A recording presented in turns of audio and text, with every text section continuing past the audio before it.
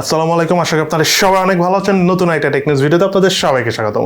আমাদের আজকের দিনের প্রথম টেক নিউজটা হলো স্যামসাং নিয়ে আসতে যাচ্ছে খুবই সুন স্যামসাং গ্যালাক্সি M51 এর সাকসেসর হিসাবে স্যামসাং গ্যালাক্সি M52, এবং এই মোবাইলটা কিন্তু একটা 5G ফোন, যাতে থাকবে হলো স্ন্যাপড্রাগনের 778 5G প্রসেসরটি, এবং তার পাশাপাশি এই মোবাইলটা কনফিগারেশন সম্বন্ধে ডিটেলস তেমন কোনো ইনফরমেশন পাইনি।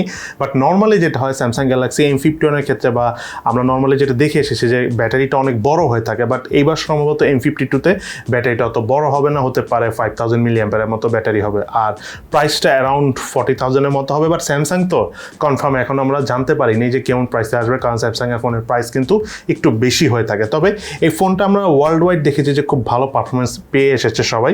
সো যদি বাংলাদেশে ফোনটা আসে, ইনশাল্লাহ আমরা চেষ্টা করবো এই মোবাইলটির রিভিউ আপনাদের কাছে তুলে ধরার জন্য। এবং আমাদের আজকের দিনের সেকেন্ড টেক নিউজটা হলো, গতকালকে বা গত পরশুদিন আমি বলেছিলাম যে নার্জো 50i মোবাইলটি নার্জোর তাদের ইতিহাসে সবচেয়ে কম প্রাইসে আসবে, কিন্তু সেই ভিডিওতে আমি বলেছিলাম যে প্রসেসরটা মোবাইলের প্রসেসর সম্ভবত স্ন্যাপড্রাগনের 665 থাকতে পারে। বাট আজকে আবার নতুন আমরা একটা লিক্স পেয়েছি, সেখানে দেখতে পাচ্ছি যে না, স্ন্যাপড্রাগনের 665 থাকবে না, সেটা মিডিয়াটেক হেলিও G85 থাকবে, এবং র্যাম থাকবে হলো 2GB।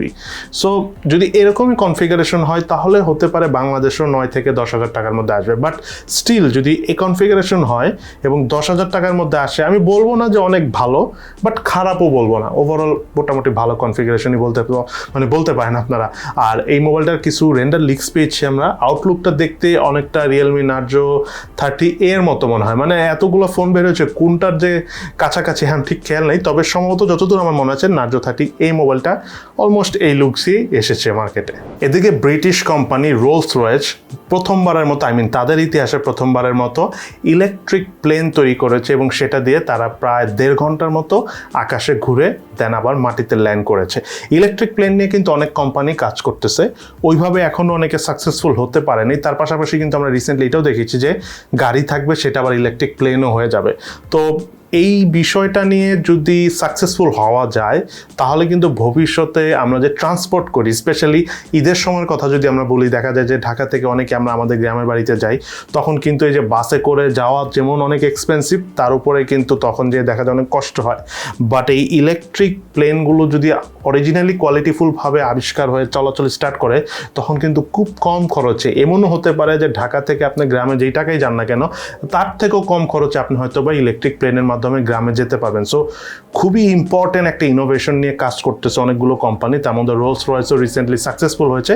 বাট এখন পর্যন্ত মার্কেটে আমরা ইলেকট্রিক প্লেনগুলো দেখতেছি না, হতে পারে আগামী 4 থেকে 5 বছর পর আমরা বাংলাদেশ মার্কেটেও ইলেকট্রিক প্লেন দেখতে পাবো। দেন এরপরে নিউজটা হলো অপ্পোর ColorOS এবং OnePlusের OxygenOS দুটো কিন্তু একসাথে মিলে যাবে। এটা নিয়ে কিন্তু আমরা বেশ কিছুদিন ধরে শুনছিলাম, আমি গত কয়েকদিন আগে একটা ভিডিওতে বলেছিলাম যে অপ্পোর ColorOS 12 কিন্তু আসতে যাচ্ছে, যেটা সর্বপ্রথম কিন্তু অপ্পো ফোনের পাশাপাশি OnePlus 9 সিরিজের ফোনগুলোতে আসবে। রিসেন্টলি অপ্পো একদম অফিসিয়ালি ডিক্লেয়ার করে দিয়েছে যে তাদের এই দুটোই একসাথে হয়ে নতুন একটা ওএস হয়ে যাবে, অর্থাৎ ColorOS এবং OxygenOS মিলে যে নতুন ওএসটা হবে, সেটার নাম হলো UnifiedOS।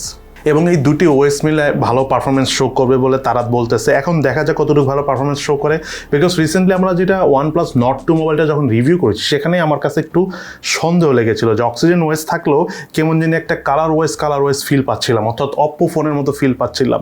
সো আগামীতে সব ফোনই এটা আপডেট এসে যাবে, এবং তারা একদম ক্লিয়ারলি ডিক্লেয়ার করে দিয়েছে যে 2022 সালে সব ফোনই, অর্থাৎ সব OnePlus ফোন এবং সব অপ্পো ফোন সবগুলোই কিন্তু আসলে এই UnifiedOS হয়ে যাবে। এবং তার পাশাপাশি নতুন যে ColorOS 12 আসবে, অর্থাৎ অপ্পোর ColorOS যে 12টা আসবে, সেটা কিন্তু OnePlus 9 সিরিজে এবং অপ্পোর Find X3 Pro এই সিরিজ মোবাইলগুলোতে সবার আগে হলো আসতে যাচ্ছে। এদিকে আমেরিকাতে আপনারা সবাই জানেন যে হুয়াওয়ে কিন্তু পুরোপুরি ব্যান হয়ে গেছে, এবং হুয়াওয়ের একটা নতুন ব্র্যান্ড ছিল অনার, যেটা পরবর্তীতে হুয়াওয়ে কমপ্লিটলি আলাদা করে দিয়েছে। তো আমেরিকা সন্দেহ করতেছে যে অনারকে আলাদা করলেও অনারই সম্ভবত হুয়াওয়ে হিসাবে কাজ করতেছে, এবং তারা রিসেন্টলি এটা নিয়ে কথা বলতেছে যে অনারকেও তারা কি ব্যান করে দিবে কিনা আমেরিকা থেকে, বিকজ অনারেরও মনে হচ্ছে যে তারাও সিকিউরিটি ব্রিচ করতে পারে, যেটা হুয়াওয়ে করেছিল এর আগে। সো সম্ভবত অনারেরও এখানে স্টপ হয়ে যেতে পারে। আমেরিকার বিজনেস পলিসি কিন্তু আমরা একটা জিনিস বুঝতে পারতেছি, তারা এমন কোনো মোবাইল কোম্পানি বা এমন কোনো বিজনেস যারা চাইনিজরা করে বড় আকারে, তাদেরকে কিন্তু ঢুকতে দিচ্ছে না। একটাই কারণ, তাহলে তাদের যে নিজস্ব কোম্পানিগুলো রয়েছে তারা হয়তো ওইভাবে বিজনেস করতে পারবে না। এদিকে রিয়েলমি GT Neo 2 মোবাইলটা খুবই সুন লঞ্চ হতে যাচ্ছে ইন্ডিয়ান মার্কেটে, অ্যারাউন্ড 28 থেকে 30 হাজার রুপির মতো। এতে থাকবে হলো মিডিয়াটেকের Dimensity 1200 প্রসেসর। বাট এই ফোনটার সবচেয়ে স্পেশালিটি যেটা থাকবে সেটা হলো এই মোবাইলটাতে ইউজ করা হবে হলো ডায়মন্ডের তৈরি এক ধরনের কুলিং পেস্ট, যেটা নর্মাল সিলভার পেস্টের থেকেও অনেক মানে শক্তিশালী, প্রায় 5 টাইমস না 4 টাইমসের মতো স্ট্রং। সো সেই পেস্টটা ইউজ করার কারণে, আই মিন থার্মাল পেস্ট আর কি, সেটা ইউজ করার কারণে কুলিং সিস্টেমটা অনেক ভালো হবে। সো যদি অনেক ভালো কুলিং সিস্টেম হয়, যেটা রিসেন্টলি এই নতুন যেটা 1200 প্রসেসর ডায়মেনসিটি যেই ফোন এসেছে আমরা কিন্তু হিটিং ইস্যু দেখেছি। সো হিটিং ইস্যুটা যদি সলভ হয়ে যায় তাহলে কিন্তু ফোনের পারফরমেন্স অনেকটাই ইম্প্রুভ হবে। কিন্তু এই মোবাইলটার ক্ষেত্রে আরেকটা ফ্যাক্ট হলো, আমরা আবার আরেকটা লিক্স থেকে দেখেছি যে এই মোবাইলটা আসতে পারে হলো স্ন্যাপড্রাগনের 870 প্রসেসর দিয়ে। বাট এরকম আসলে ডাবল লিক্স আমরা কখনো পাইনি, বাট এই ফোনটার ক্ষেত্রে পাচ্ছি। এমনও হতে পারে দুটা ভেরিয়েন্টে আসতে পারে অথবা ডায়মেনসিটি 1200 দিয়ে আসতে পারে। বাট তারা ফোনে যে ডায়মন্ডের তৈরি সেই থার্মাল পেস্টটা ইউজ করবে এইটা আমরা কনফার্ম, এবং এটা থাকার কারণে ফোনের হিটিংটাও কম হবে। এবং গুগল রিসেন্টলি তাদের পিক্সেল সিরিজের ফোনগুলোতে নিয়ে আসতে পারে নতুন একটা ফোল্ডেবল ফোন। আমরা রিসেন্টলি কিছু লিক্স থেকে ফোনটার রেন্ডার লুকস অর্থাৎ আউটলুকটা দেখতে পেয়েছি, সেখান থেকে দেখতে অনেকটা স্যামসাং গ্যালাক্সি Z Fold 3 মতোই মনে হয়েছে। তবে এই ফোনটার ব্যাপারে আমরা ডিটেলস আর তেমন কোনো ইনফরমেশন পাইনি।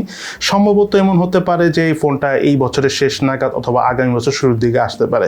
বাট ফোল সিরিজের ফোন তো আসলে পারফরমেন্স কেমন হবে, স্ট্রেংথ কেমন হবে, টেকসই হবে কিনা, সব কিছু নিয়ে আসলে একটা প্রশ্ন থেকে যায়। সেটা হয়তো বা আমরা ফোনগুলো আরো কয়েক বছর গেলে আমরা জানতে পারবো। কিন্তু ফিউচারে যে আমরা ফোল সিরিজের অনেক ফোন দেখতে যাচ্ছি এটা আমরা মোটামুটি কনফার্ম। বাকিটা আমরা সময় বলে দেবে যে আদৌ ফোল সিরিজ আমরা যারা ইউজার রয়েছে আমরা ইউজ করে মজা পাবো কিনা, এবং মোবাইল কোম্পানিগুলো ভবিষ্যতে কন্টিনিউ বের করবে কিনা। সো আজকে তাহলে এই পর্যন্তই। কেমন লাগলো আমাদের আজকে টেক নিউজ ভিডিও অবশ্যই সেটা ভিডিও নিচে কমেন্টস করে জানাবেন। সো সবাই ভালো থাকেন, সুস্থ থাকেন, ইনশাল্লাহ দেখা হবে ফিউচারে।